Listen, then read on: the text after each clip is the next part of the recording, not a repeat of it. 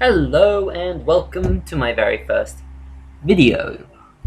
My name is Mekldum and today I will be showing you the game called Medieval 2 Total War. One piece of advice when playing this game, you need a hell of a lot of time. Anyway, a cutscene's about to start that I really like and I think introduces what the game is very well.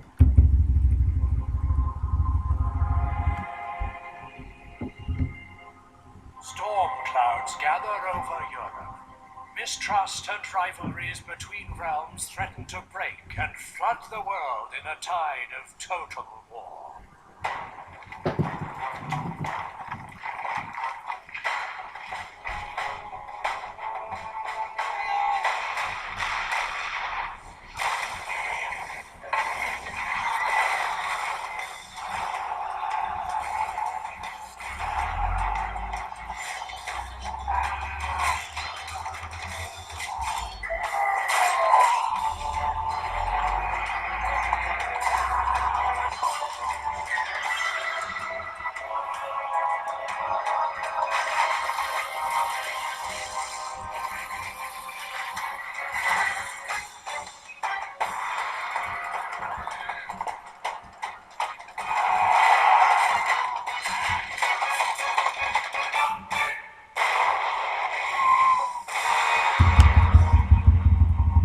Well then, that was the cutscene. The Total War series does exceptionally well at making cutscenes within their games. Or at least the beginning cutscene anyway. In this game there are a lot of loading screens, and that is to change between the turn-based strategy of the game, which is what the Grand Campaign is based on, and the real-time strategy, which is all the different battles you can do. Now then, to run through all the single-player options, you've got the tutorial. Plain and simple, that teaches you how to play the game very basically. The Grand Campaign, which teaches you how to... well, which doesn't actually teach you, it's the main campaign of the entire game. Then there's the Custom Battle, you make the battle yourself, choose units for you and your opponent, where you're fighting, etc, etc, etc. Then there's the Quick Battle, which just makes the game do all that for you, so you can end up fighting against impossible odds trying to siege a very powerful city, or you could be just in an open plain and, well, versing exactly the same army as yourself. Then there's historical battles. I don't know much about the history of these things, but they are quite accurate to what I know. Anyway, I'll be going into the Grand Campaign. There's 5 different factions to start with. Whenever you conquer a faction in the Grand Campaign, you gain that faction as one as you can play on if you ever replay it. I haven't actually completed this particular installation of the game at all. You've got the English, who, for me, personally, are the best, of course. I am terrible at micromanagement. I'll, by the end of a game, usually have 10 or 20 armies scattered all over the place, which I don't remember anything about. So they start off small, you slowly build up, and also they're not at constant threat of being attacked by everybody. There's the French, who, from what I've seen of this particular game, and what I've played of it, they get attacked by the Germans a lot, and the Germans are, to start with, one of the biggest military powers in the game. So, the French don't really do all that well. And also, they are the second biggest faction that you can choose of right off the bat. Then there are the Germans, who are the biggest, and they are the most powerful militarily, but their weakness is that, because they're so big, and you start off with a set amount of money, they sort of run out of it very quickly. And unless you do really well planned stuff right off the bat, and make sure you don't run out of money, you'll probably end up with nothing to be able to support your army, so you pretty much just collapse and die. Oh, by the way, I keep calling the Holy Roman Empire Germans because they're situated around about the same spot as Germany. I know that's not a good enough reason to keep calling them Germans, but I just keep doing that anyway. I don't know why. Then there's the Spanish. They are hedged in by 2 enemies, and they don't really have anywhere they can expand unless they take it all straight off the bat. And that's quite difficult if you don't have a ginormous amount of regions where you can drag armies from. So yeah, they start off with enemies on all sides, and you have to go at war pretty much straight off the bat, or else you'll be attacked. Then there's the Venetians, who rely on their navy. I'm not particularly good at navy stuff, so I dislike boats a lot. To me, the English, even though they do not have a very large amount of cavalry, I don't really care. I like them. Anyway, I'll be playing on medium difficulty because I'm not exactly the best player there is.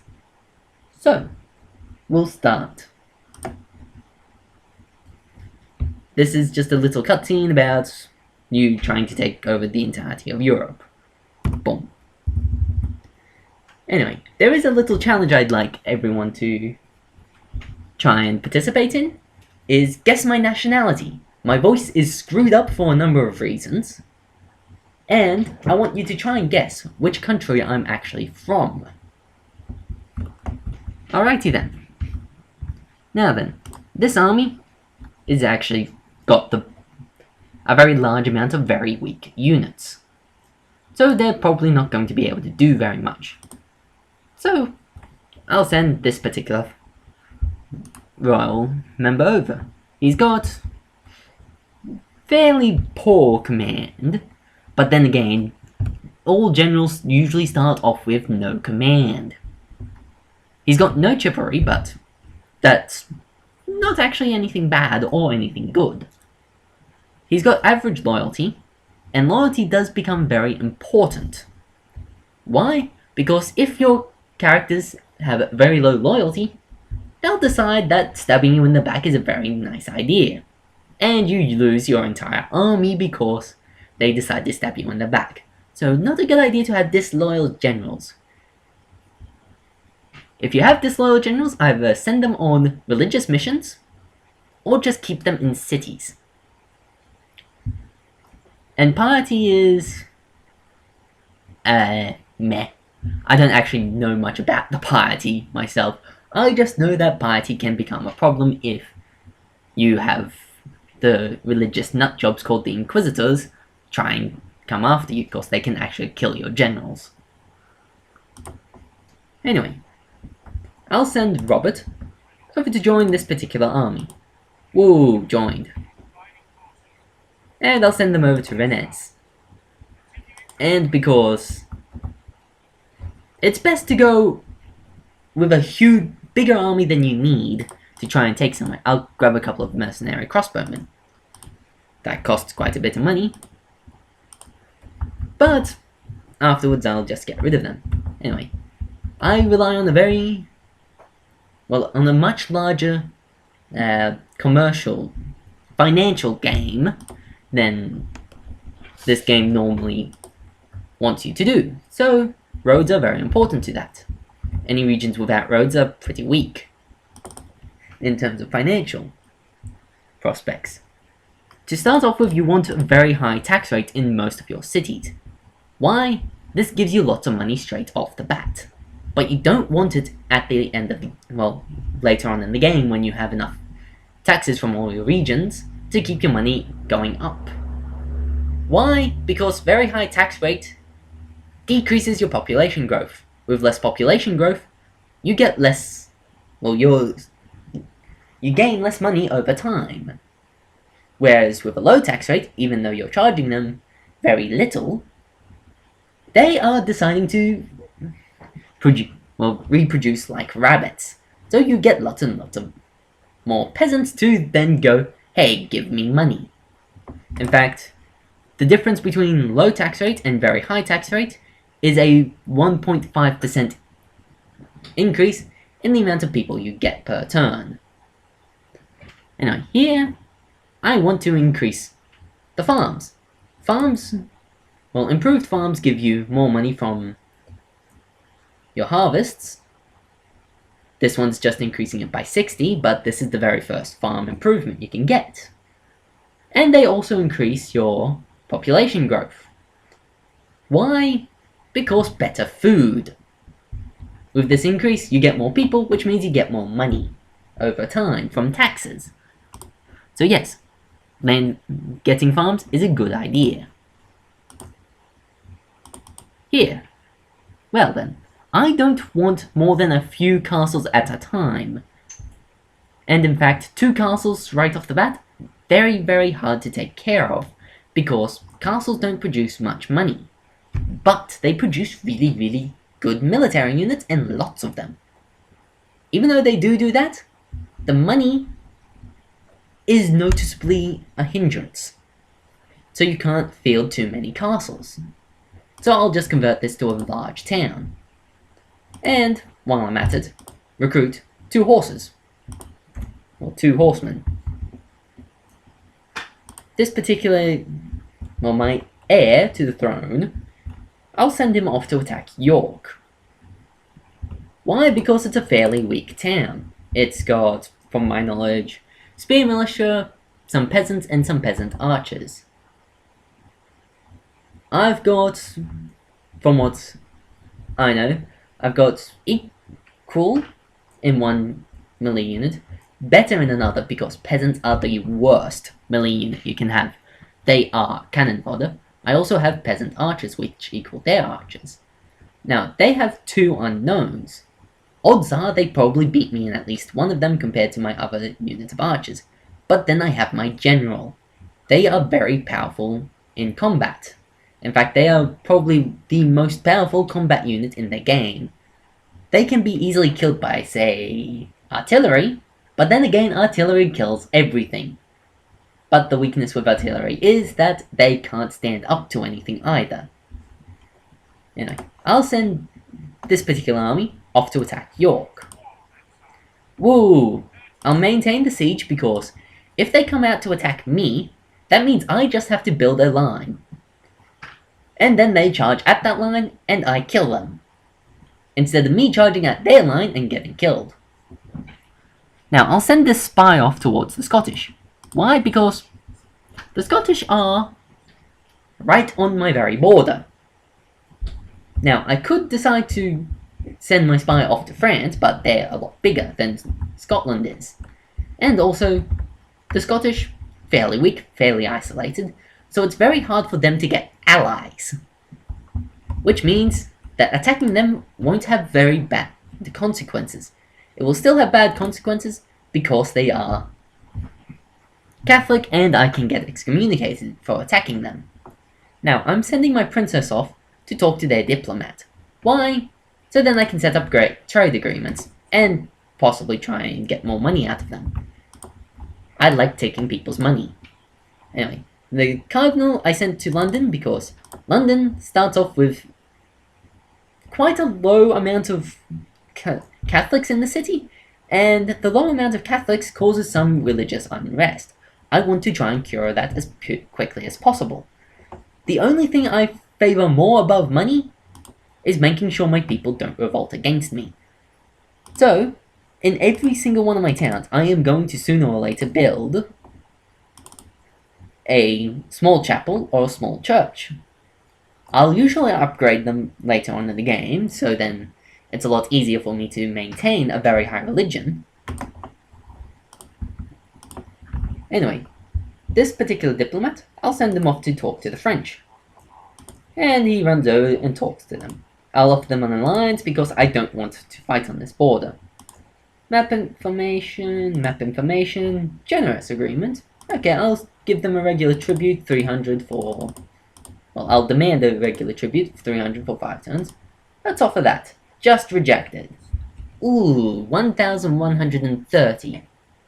That's quite a bit less than I was asking for, but it's still a good amount to take, especially seeing that they're giving it to me right away. Reason why that's a good thing? Because they could very easily stab me in the back if I asked for it over time. They're more likely to accept overtime agreements because of that very detail. Now, I'm sending my diplomat off to go meet the Papal States. They are pretty much the Pope and his army.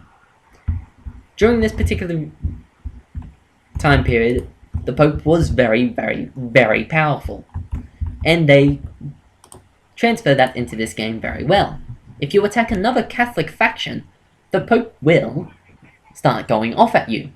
This might seem small at first, but then if he excommunicates you, every other Christian faction will attack you, which, in the case of England, is pretty much everyone they'll meet for quite a while. So, pissing off the Pope is not a very smart idea. Anyway, oh yes, I nearly forgot about my merchant again.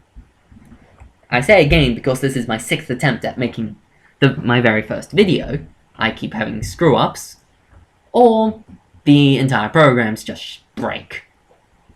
Anyway, I'm going to send him off to get money from resources. If I place him on a resource, he'll gain money from it. Yay, money! But from there, he's gaining 6 florins per turn.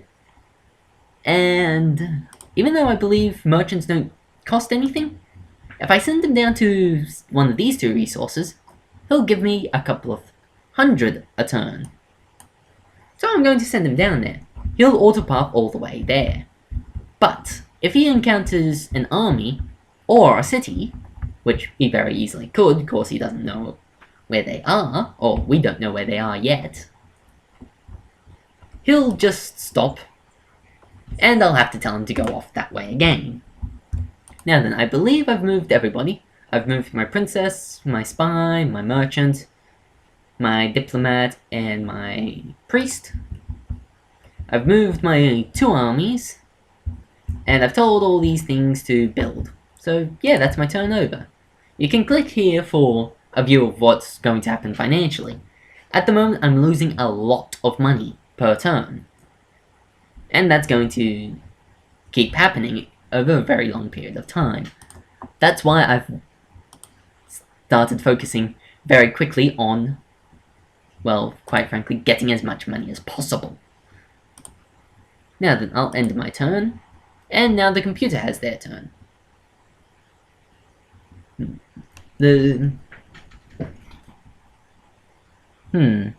Alright then. Now is a good time to tell you about my systems and all that. I am just using a stock standard laptop. One that only costs a couple of grand at most. Now then, I've put a couple of programs on here and all that, but not particularly very much. And this can sometimes happen. You can have someone offer to marry your daughters, which are your princesses. Now then, he is a really, really, really good suitor. Why? He's got chivalry. That means he's going to be he's going to be very good at placing you in a city and keeping control of that city and making them like you. He's got lots of loyalty, so he's not very likely to go stab you in the back if someone offers him money. His piety is okay, but then again, I don't really care about that. Marks of war. You can get traits on people, and they can do various things. E.g., this one does +1 authority and +2 to your general's hit points, which means he can take more damage. He's very loyal, which means bonus to a couple of things. Chivalry and loyalty are boosted, and he's a fair fighter. I haven't actually gotten most of these without a suitor, but because I've got plans for using my princess as a bargaining chip against Scotland, I still have to say no to that, even though I do want him. Oh, and now, this is the very first mission that we get. The Council of Nobles, which is pretty much your court, is going, we want you to take this particular settlement. They're telling me to take Rennes, which I've already sent a group of people at. So that's going to be quite easy. They're giving me 15 turns to take it, so then I can build up an army and send it over there. The rewards can sometimes vary. Sometimes you can get money, sometimes you can get units, and sometimes if the Pope gives you missions, which he can, you'll gain favor with him. And gaining favor with him is very useful. Why?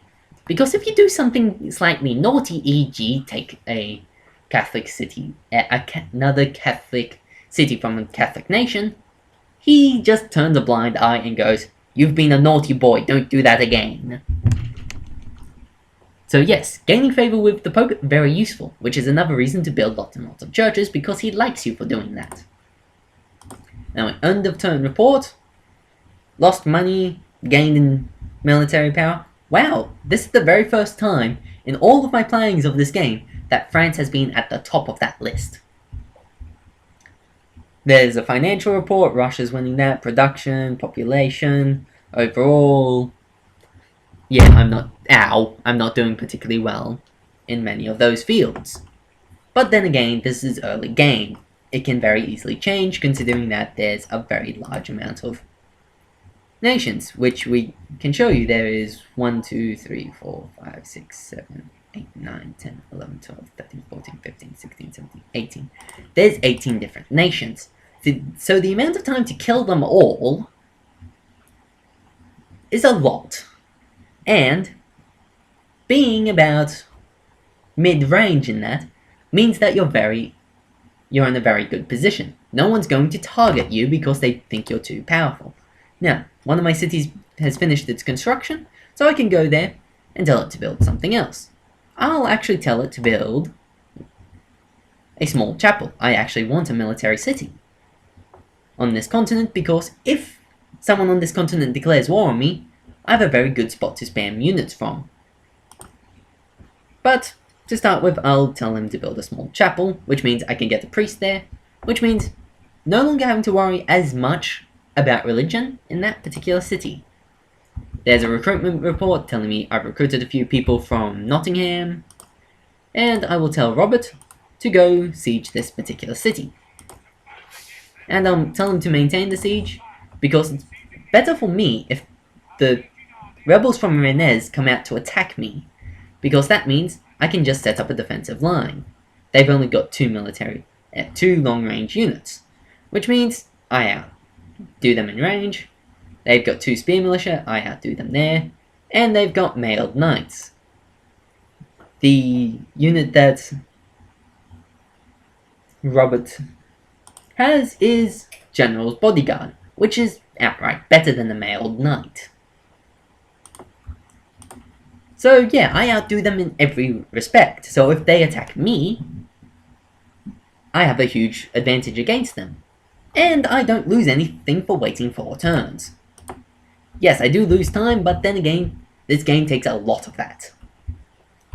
Anyway, you are sieging York. 1 turn until they attack me, so you'll see some combat soon, actually. Or in the next episode, possibly, depending on how long this has been going for, and it's been going for 23 minutes already. I'll just set up trade agreements with these guys, and then finish my turn. Trade rights, and I'll take... We'll offer you map information, regular tribute of 100 for 5 turns. I'll jump that up to 200 for 5 turns. Of course, they're liable to argue with that. Rejected. How about this? Ooh. I do want map information. Okay, they're giving me more money, and I'm giving them map information. I intend to kill them later, so why not accept that? Anyway. I'll send this particular merchant off down here towards the Papal States. They're somewhere around here. Da-di-da-di-da. And he's over there. I'll send my merchant further down this way. speed that up, check. Yeah, he hasn't run into anything. And one of my people's traits has increased. Cecilia has become a very delicate diplomat, which means she has more charm. This means that the more demanding a proposal is, the more, well, she's more likely to get an acceptance out of a more demanding proposal. So that's quite useful. Now then, I'll finish the recording here for now, and I'll see you next time I post a video. So, goodbye!